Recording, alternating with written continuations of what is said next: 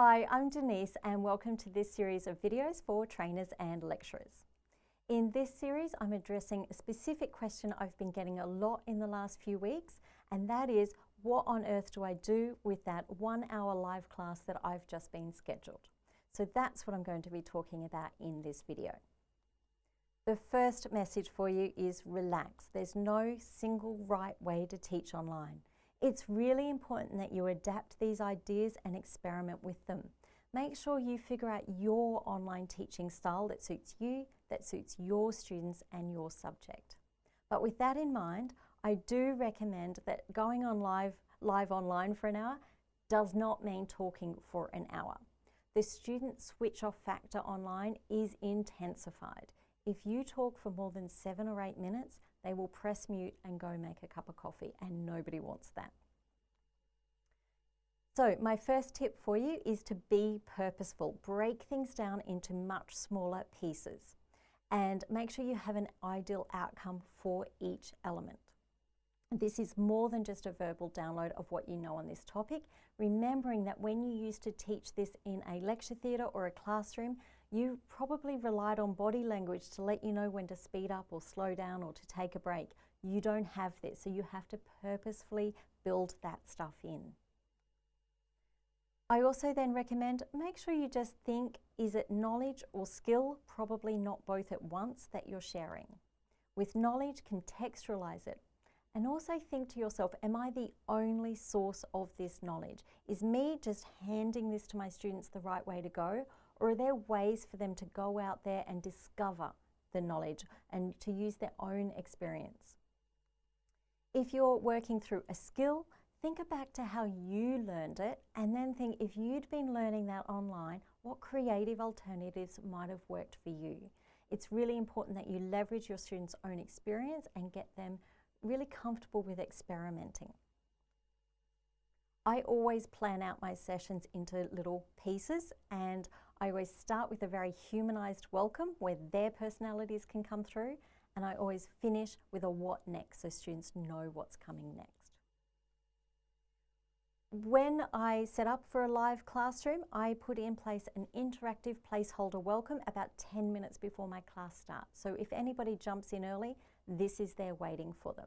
I use software called polleverywhere.com. It's free, it's super easy to use, and you just use it by sharing your screen. And students love engaging with it and seeing the words change as they answer the question. Sometimes this is playful, sometimes it's about the topic that's coming up. There's a lot of different versions that you can use with Poll Everywhere.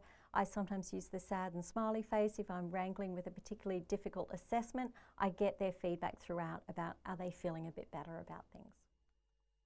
So, when I talk about active content in the middle, I mean you framing things and getting them to take action. So I'm going to share with you a real example from one of my classes a few years ago. At the beginning of the class, I set up the context and the background about why this particular concept mattered to them and how it fit within the overall program. Then I got them to do some work. So I got my students to set a timer on their phone for 5 minutes, and I sent them off into the internet. Just because you're in a live online class doesn't mean everyone has to sit there still for that hour. So I sent them off into the internet to go looking for news articles related to a recent oil price change that was having a really big impact on their industry. I had some students go look up articles for Asia, others for Europe, and others for North America. So they're bringing back different information. They bring that back to the room, and then they did compare and contrast. They looked at what was similar and what was different, and they discussed in real terms what this might mean in the context of the overall program that we were studying. I then used an interactive whiteboard to capture their key ideas. Knowing what my next concept was going to be, I took them along that path. So I grabbed the ideas that made the most sense for where I wanted them to go next. Then I just put them back to work again. In this example, I used breakout rooms. So in your digital classroom, you probably will have one main classroom area, and you have this thing on the side called breakout rooms, and you can move students into separate digital spaces to work in small groups. In this example, I had a reading sitting in each of those rooms waiting for them, And so students were engaging with a different reading in each room. They then brought that back to the main room and built a mind map together, bringing all of that great knowledge up and working out what really mattered. Then I resolved the lesson. I made sure we captured the key outcomes of what I wanted them to get out of this. And then I wrapped it up. I put it in context of the bigger program, and this is what we're going to do with that next. So I gave them things to get done ready for next week, and I get them to bring ideas or opinions or facts to the next class. And sometimes I get students working in pairs and getting them to present something in the next class. So letting them know what to expect next time was really helpful.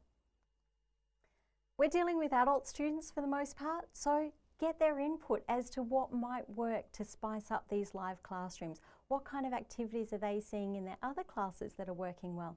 It's actually okay to check in with the students. Did that activity work for you? What might have worked differently? As always, head to teachingonline.com.au for more ideas and resources. Don't forget we have a forum on the site where you can swap ideas with other educators teaching similar topics to what you are. Thanks for tuning in. Bye.